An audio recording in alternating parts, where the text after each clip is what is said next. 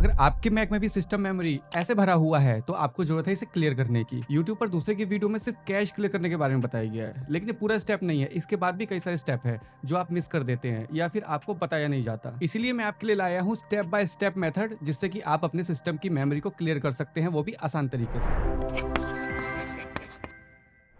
देखो, एक तो एप्पल के प्रोडक्ट में जैसे कि मैकबुक हो गया या फिर मैक मिनी हो गया, उसमें वैसे ही 256 जीबी रहता है, स्पेस की बात कर रहा हूँ। और उसमें भी सिस्टम मेमोरी कभी 30 जीबी, कभी 40 जीबी, और किसी ने मुझे बताया था कि उसके सिस्टम में 56 जीबी का सिस्टम मेमोरी स्पेस लिया हुआ है। तो ऐसा तो चलेगा नहीं, तो मैं आपको बताता हूँ कि इसे कैसे क्लियर करते हैं। वैसे इसके लिए कई सारे पेड सॉफ्टवेयर भी आते हैं, और लेकिन मैं आपको नहीं रिकमेंड करूंगा कि आप पैसे खर्च करें, क्योंकि मैं आपके लिए लाया हूँ एकदम फ्री मेथड। वो भी मतलब स्टेप बाय स्टेप होगा, कुछ भी यहाँ पे दिक्कत वाली बात नहीं होगी। सबसे पहले तो हम यहाँ पे कैश फाइल को क्लियर करेंगे, और उसके बाद भी कई सारे मेथड है। कैश फाइल को कैसे क्लियर करते हैं? सबसे पहले आपको फाइंडर में आना है, और फाइंडर में आने के बाद आपको जो ये ऊपर गो लिखा है ना, गो पर क्लिक करना है।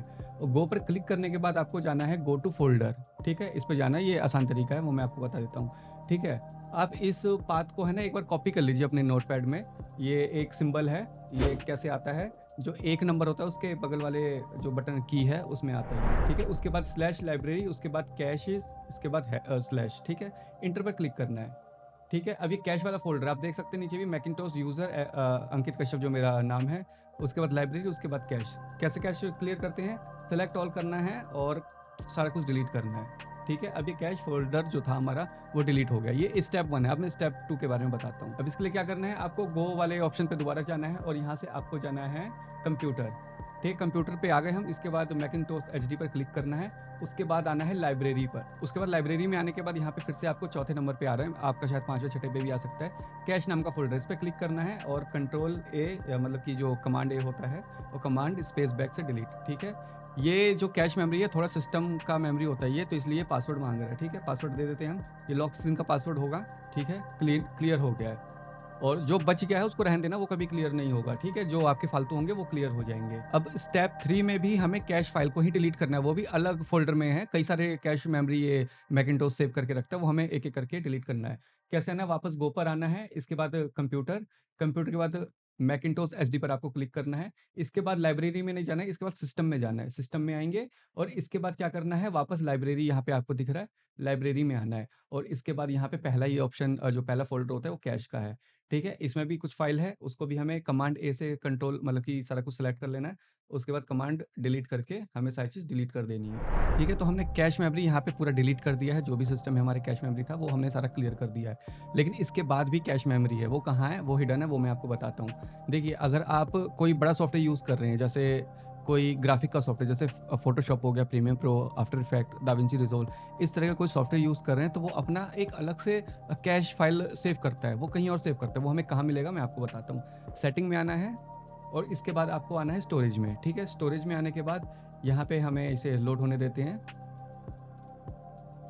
ठीक है, लोड होने के बाद ये डॉक्यूमेंट दिख रहा है, डॉक्यूमेंट के आगे आई का जो सिंबल है उस पर क्लिक करना है, और यहाँ फाइल ब्राउज़र में आ जाना है। फाइल ब्राउज़र में आने के बाद हमें जाना है यहाँ पर मूवीज़ में, क्योंकि जो भी मैं एडिटिंग करता हूँ वो फाइल मूवी में ही सेव होती है, जो उसका कैश फाइल होता है। आपका शायद कहीं और भी हो सकता है, लेकिन अगर आप फिल्मोरा और जो फ़ोटोशॉप होता है, प्रीमियर प्रो होता है, आफ्टर इफेक्ट या फिर दाविंची रिज़ॉल्व, इस तरह के सॉफ्टवेयर यूज़ करते हैं, मतलब कि फ़ोटो एडिटिंग या वीडियो एडिटिंग के, तो आपका मूवी के अंदर ही कैश फाइल सेव होगा। कहाँ होगा? मूवी पर क्लिक करते हैं, यहाँ देखिए मेरा आ गया दाविंची रिज़ॉल्व, कितना 700 एमबी का कैश फाइल है।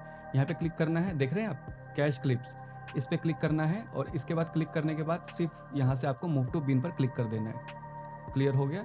ठीक है, डन पे हमें क्लिक करना है और हमारा काम हो गया है। इसके बाद जो हमने जितने भी कैश फाइल को डिलीट किया है ना, वो हमारे रिसाइकल बिन में जाके मिलेगा, मतलब जो बिन होता है एप्पल का, उसमें मिलेगा। तो हमें वहाँ से भी क्लियर करना है, तो हमें बिन को ओपन कर लेना है, और बिन को ओपन करने के बाद यहाँ पे आपको दिख रहा है एम्प्टी, यहाँ पे आप क्लिक कर सकते हैं, या फिर आप यहाँ पर भी राइट क्लिक करके एम्प्टी कर सकते हैं। मैं आपको जस्ट समझाने के लिए दिखा रहा हूँ। यहाँ पे आपको क्लिक करना है एम्प्टी पर, और एम्प्टी बिन कर देना है, सारा क्लियर हो जाएगा। देखिए कितना सारा फाइल है यहाँ पे, 32,000, 37,000, 42,000, 55,000, ये सारा हमें क्लियर कर देना। अब देखिए, ये पूरी तरह से बिन जो था हमारा क्लियर हो चुका है।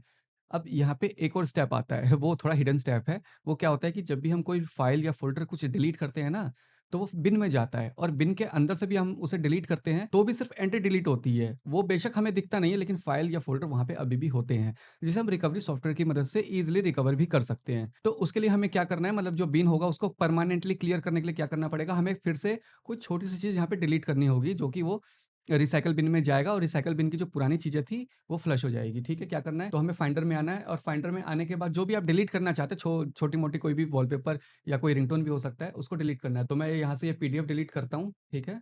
अब मैंने डिलीट कर दिया है, ठीक है? अभी यहाँ पे आ गया, ठीक है? देख सकते हैं आप, एक फ़ाइल है। अब हमें क्या करना है, अपने कंप्यूटर को रीस्टार्ट करना है।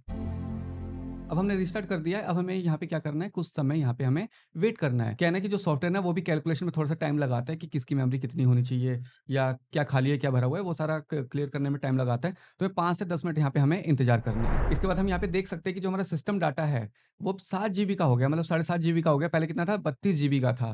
तो हमने यहाँ पे कितना सारा क्लियर कर लिया। तो ऐसे मेरे स्टेप्स को फ़ॉलो करके आप अपना भी जो सिस्टम डाटा है, वो क्लियर कर सकते हैं, जिससे कि आपका जो स्पेस है वो और बढ़ सकता है। तो उम्मीद है दोस्तों आपको इससे काफ़ी कुछ सीखने को मिला होगा। अगर वीडियो आपको पसंद आई हो तो वीडियो को लाइक ज़रूर कीजिएगा और अगर आप मैक यूज़र हैं तो हमारे चैनल को सब्सक्राइब ज़रूर कीजिएगा और इसी तरह से मज़ेदार वीडियो, इन्फॉर्मेशनल वीडियो हम आपके लिए लाते रहेंगे।